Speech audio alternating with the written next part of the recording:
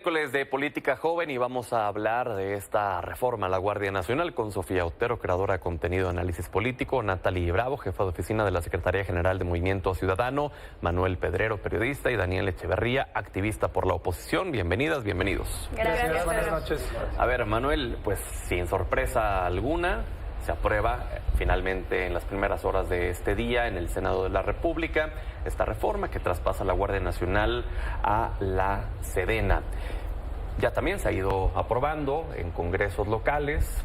No va a haber problema para que se alcance la constitucionalidad con los 17 congresos que se necesitan y pudiera incluso llegar a ser promulgada en el Diario Oficial de la Federación por el propio presidente antes de que salga. ¿Qué significa todo esto de acuerdo a tu perspectiva? Bueno, esa es la intención, que la inaugure el presidente Andrés Manuel López Obrador, pero si me lo permites, apelando a la nostalgia, entendiendo que este miércoles será el último que va a tener Andrés Manuel López Obrador como titular del Ejecutivo Federal, me permito compartir la legitimidad con la que llegan las reformas constitucionales. El día de hoy, ENCOL saca una serie de encuestas que, la verdad, hablan muchísimo y hablan de cómo están perdidos en la oposición. ENCOL cuestionó a mexicanas y a mexicanos quien consideraban que de los últimos 5 presidentes de la República había sido el más destacado en su sexenio, y el 68% de los mexicanos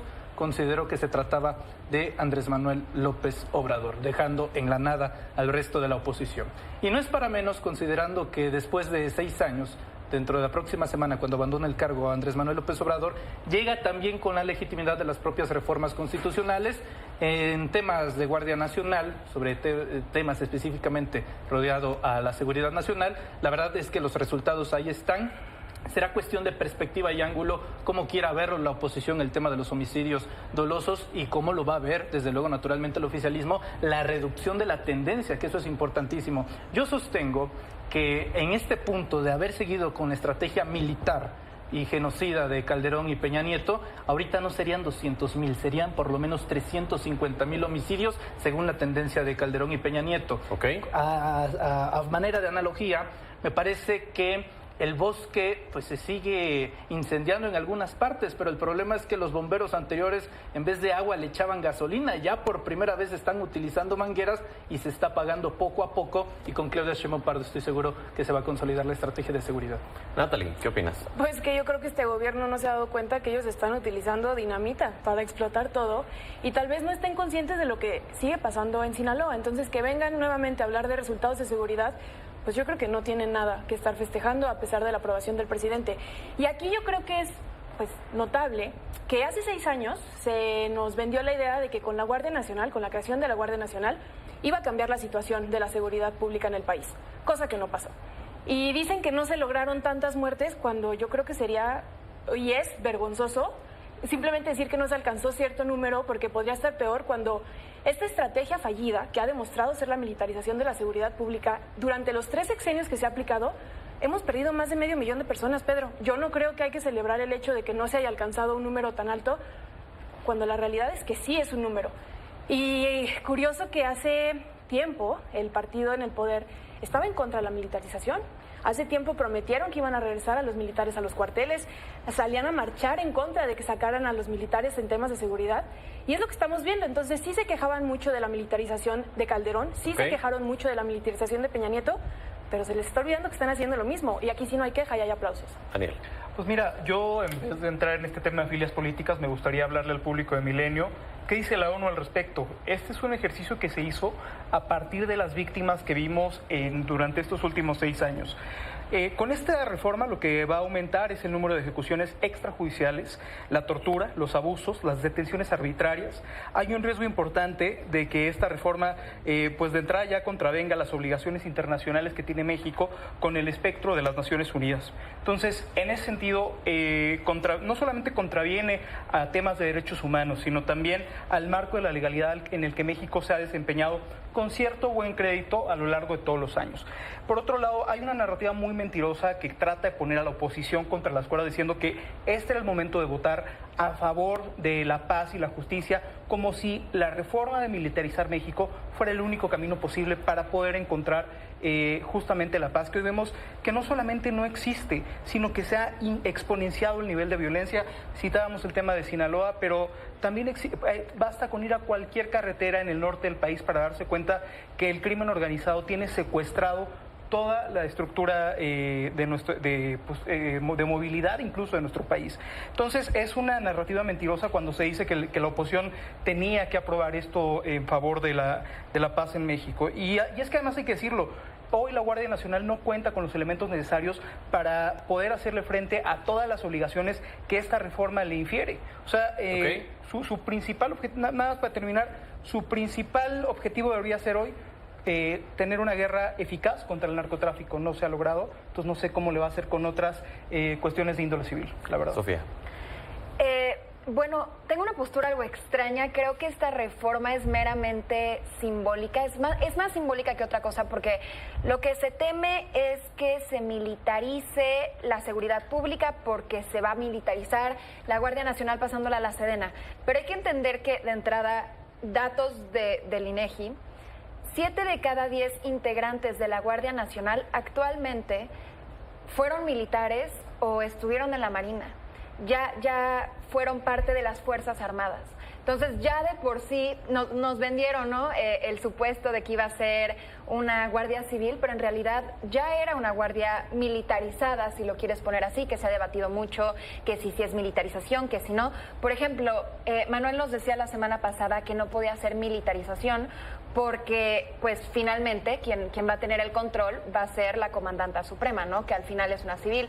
¿Estás de acuerdo con ese argumento? Sí, es.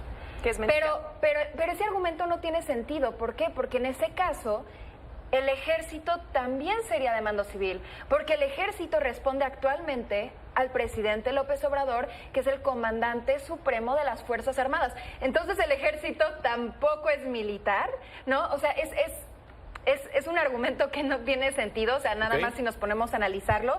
Y finalmente, algo que siento que la gente no le está prestando suficiente atención y que es muy grave, es la cuestión del fuero militar. Los integrantes de la Guardia Nacional van a tener fuero militar, lo que significa que si violan tus derechos humanos, las personas que nos están viendo en sus casas, entonces los van a juzgar jueces militares por los que no vamos a votar. La reforma judicial que se aprobó no contempla que votemos a las personas que ahora van a estar encargadas de nuestra seguridad pública. Manuel. Sí, mire, pues 3 intervenciones, pues van 3 desmentidos. Para empezar, para Movimiento Ciudadano, le recuerdo que el estado con más desapariciones a nivel nacional es el estado de Jalisco. 6 años y Jalisco es el estado con más desaparecidos de toda la República Mexicana. Ojalá se pueda revertir esto cuando cumplan 12. En el caso de Acción Nacional, Sinaloa, se les olvida, no hablan curiosamente de la oposición Rápido y Furioso, un tratado que firmó Calderón con Barack Obama y que al final de cuentas hasta el día de hoy se traduce en el 72% del tráfico ilegal de armas que provienen de los Estados Unidos, sustentados armamentísticamente hablando con los cárteles de la droga. Eso es muy importante para desmontar todo este armatoste armamentístico que tienen los cárteles de la droga. Había que ponerle un alto a los Estados Unidos y el gobierno de México ha comenzado demandas contra las empresas fabricantes de armas en los Estados Unidos. Eso como primer punto, porque se olvida de dónde se origina la violencia, bueno, firmada con Calderón. Tercero, pues tenemos un concepto muy erróneo en el debate político de lo que es la militarización. Un régimen militar implica que la forma de gobierno y de vida esté rodeada a través del ejército mexicano. Yo me pregunto, tanto a los compañeros como a los amigos que hacen posible este programa en Milenio, por cuántos retenes militares tuvieron que atravesar por la Ciudad de México para poder llegar a los estudios de Milenio y asegurar que hay una militarización en nuestro país. La violencia en México no está generalizada, está focalizada. Y si uno ve las estadísticas, entre otras cosas, se dará cuenta que donde se concentra la mayor violencia en México son los estados donde gobierna la oposición. Guanajuato es el primer estado de ello. ¿Y por qué? Porque no ha habido una colaboración justamente para que entre la Guardia Nacional. Si hubiera mejor entendimiento con los poderes estatales y el federalismo, habría mejores resultados. Y es el caso también de Chihuahua,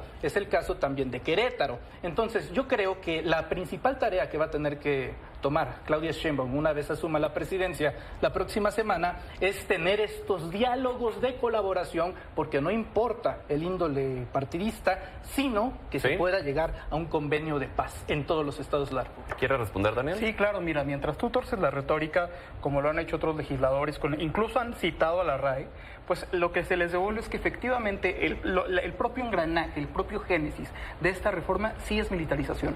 Cuando hablas de que no hay un estado de violencia generalizado en México, mientes y sabes que mientes, porque no sé si tu chilangocentrismo te permita darte cuenta que hay, bueno, pues pareciera que solo tienes el foco en el lugar donde vives y te has olvidado del lugar de donde vienes, porque en todos los lugares, en todas las carreteras de este país, por lo menos hay 10 incidentes relacionados a violencia y el narcotráfico, del crimen organizado, todos los días. Todos los días en este país desaparecen mujeres, desaparecen hombres, desaparecen niñas y niños.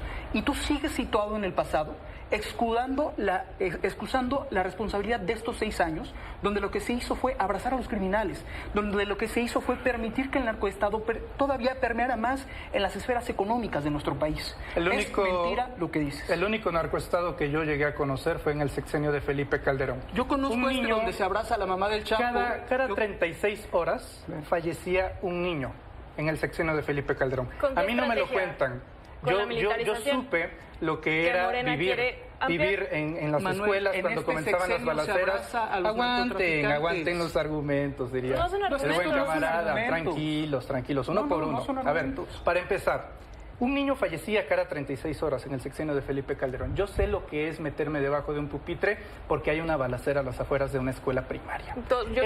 Eso se recrudeció en el sexenio de Felipe Calderón y no cosa. Ahora, a ver, vamos a dejar que termine y luego vas.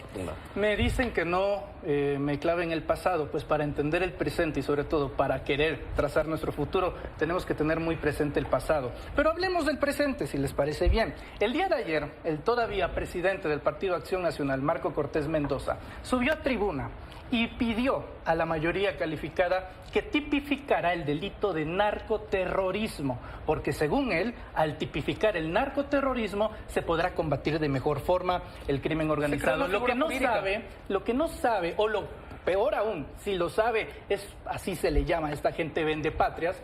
Lo que sucede es que en Estados Unidos están muy interesados en Washington, en el Capitolio, en el Congreso, en catalogar como terroristas a los cárteles de la droga. ¿Por qué? Porque de esa manera lograría el ejército de los Estados Unidos tener un marco jurídico para invadir México, como lo ha hecho Irak, como lo han hecho en Afganistán, como lo han hecho en Medio Oriente. El plan de acción nacional es entregarle la soberanía mexicana a los Estados Unidos, y no me sorprende, porque si le lloran a los Estados Unidos, qué sorpresa nos da que también le estén llorando en este momento al rey Felipe VI de España. A mí me gustaría vivir en el México que el compañero dice que tenemos, porque yo no veo dónde está, yo no creo que exista. Y sí está quejándose mucho en este momento de la estrategia fallida de los gobiernos pasados, queriendo replicar la misma estrategia. Eso es lo que tienen que entender en casa. Que vengan a querer decir que la palabra militarización no es lo que está sucediendo, es una completa mentira, y sí es lo que está pasando. Y a mí me llama mucho la atención que al gobierno actual se le haya olvidado Tlatelolco, que se le haya olvidado el Halconazo, que se le haya olvidado Tlataya y que se le haya olvidado Ayotzinapa a tan solo unos días de que se cumplen 10 años de la desaparición de los 43 estudiantes. Y ¿cuáles de esos ejemplos han ocurrido en el gobierno de Andrés Manuel López Obrador? Que estén tan clavados en su discurso de culpar a la derecha, de ellos al parecer no ser responsables de nada de lo que está pasando en el país, cuando el país está en llamas en todos lados. Claro que hay violencia generalizada, claro que se tiene que cambiar la estrategia, y lo que quiere hacer este partido es simplemente replicarla. Sofía. Bueno, hemos escuchado algunos argumentos absurdos, ¿no?, para justificar, lo escuchamos ayer en el Senado, para justificar esta aprobación, que repito, es más simbólica que otra cosa, porque la Guardia Nacional ya está principalmente integrada por militares, que si no es militarización, porque los militares son pueblo, lo dijo Lucía Trasviña, nuevamente, no es militarización porque la comandanta suprema va a ser una civil, y algo que decía, por ejemplo, Harfuch, fue que se tiene que aprobar esta reforma porque es la única vía para hacerle frente a la inseguridad. Curioso, porque la Guardia Nacional, por ejemplo, en particular, hablando de la Guardia Nacional, tuvo registros de que detenía más a migrantes que a presuntos delincuentes.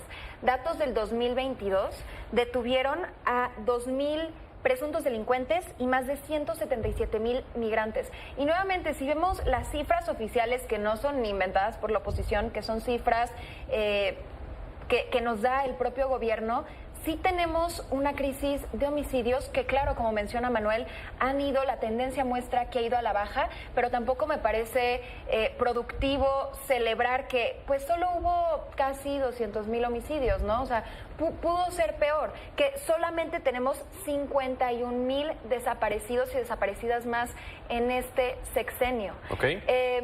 Realmente creo que se tuvo que haber reestructurado otra estrategia de seguridad. Decidió implementarse una que difiero en esta cuestión con Manuel, que no me parece que sea suficientemente distinta a lo que hemos visto antes. Sí entiendo que no ha sido de esta manera confrontativa, ¿sí?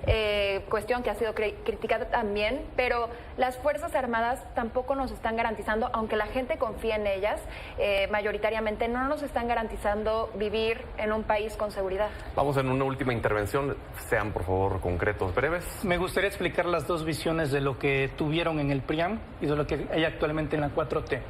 La estrategia de seguridad de Acción Nacional básicamente se basaba en va a haber daños humanos, va a haber pérdidas irreparables, va a haber daños colaterales, pérdidas humanas que desgraciadamente van a tener que pasar, pero que por seguridad nacional sí va a tener que poder pues apresar a los capos y demás. Nada más para finalizar, estaba esperando la respuesta iracunda de Acción Nacional. Resulta que el 76% de los panistas aprueban la presidencia de Andrés Manuel López Obrador. De nuevo, con los resultados de ENCOL, 76%. La que cucharea los resultados. La que más se acercó a la elección presidencial. Adelante, Datos Daniel, reales. breve, por favor. Pues mira, nada más decir que esta reforma, por supuesto, que es regresiva para la seguridad pública en México. Yo creo que también es importante hacer un espacio de autocrítica para la oposición. Hemos visto como ayer un senador de la bancada de Acción Nacional felicitaba a la gobernadora del Estado de México como si hubiera algo que felicitar, haciendo un atisbo que ya está por allá. También hemos visto cómo Yunes, de los nuestros, pues le facilitó este voto 86 el día de ayer. Entonces, cuidar los cuadros que ingresan a la oposición, aperturarlas a la ciudadana, a las y los ciudadanos que realmente están buscando un espacio donde incidir y dejar a estos mañosos políticos de siempre, porque ese será el camino para que la oposición termine vendida a los intereses de López Obrador. Breve, por favor. Yo creo que es una tristeza que el gobierno actual no quiera reconocer la situación que está pasando el país, que quieran ampliar estos niveles de violencia. Y aquí yo creo que hay que decir algo muy claro. Si a usted no le parece esto, por favor no olvide que las personas que dieron los votos vinieron de la alianza, vinieron de partidos como el PRI y como el PAN, que ya habían hecho las mismas estrategias fallidas y que ahora están dando sus votos para que Morena pueda pasar todas las reformas que ellos quieran. Usted tiene la opción de votar por una opción distinta que sí le traiga beneficios y que haga cambios muy, muy concretos en el país, y esa opción Movimiento Ciudadano va a demostrar en las siguientes elecciones y en todo este tiempo que es la opción correcta. Sin el escapista. No hubo escapismo. Hay alertas internacionales de que esto podría poner en riesgo los derechos humanos de la ciudadanía en México, y lo que a mí más me alerta en particular es que si lo hacen, esas personas van a tener que ser juzgadas con fuero militar por jueces que no vamos a votar. Entonces, nada más dejar eso. Gracias, nos vemos la siguiente semana y seguimos platicando. Gracias.